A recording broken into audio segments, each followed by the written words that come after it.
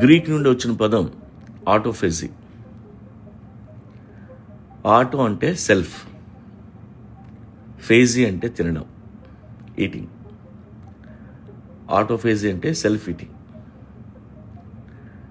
ఇది బాడీలో జరిగే న్యాచురల్ ప్రాసెస్.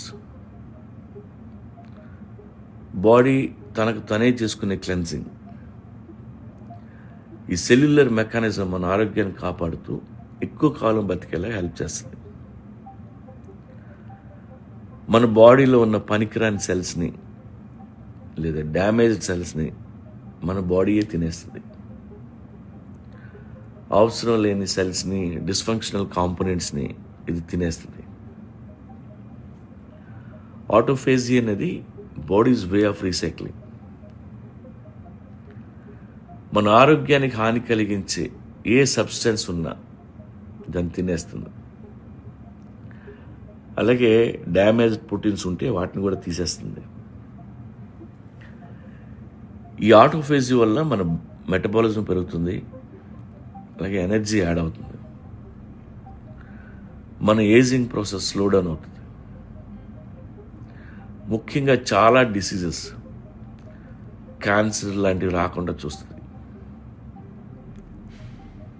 అయితే ఈ ఆటోఫేజ్ ఎప్పుడు జరుగుతుందంటే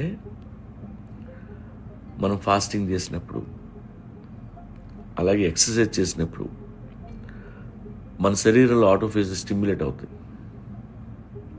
ఇంకొకటి హీట్ అండ్ కోల్డ్ థెరపీ.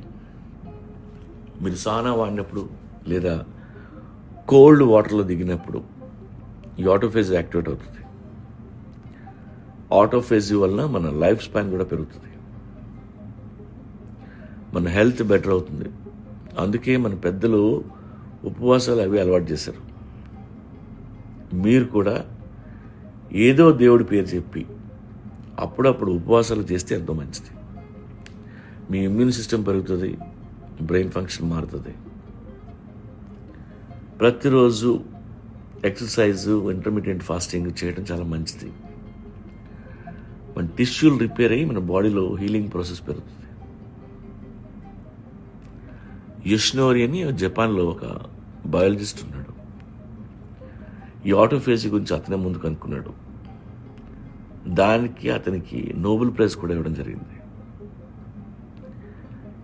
చివరిగా చెప్పేది ఏంటంటే, ఉపవాసాలు, ఎక్సర్సైజులు, చన్నీళ్ళతో స్నానాలు చేయడం వలన మీ బాడీలో ఆటోఫేజీ యాక్టివేట్ అయ్యి మీరు ఆరోగ్యంగా ఉంటారు.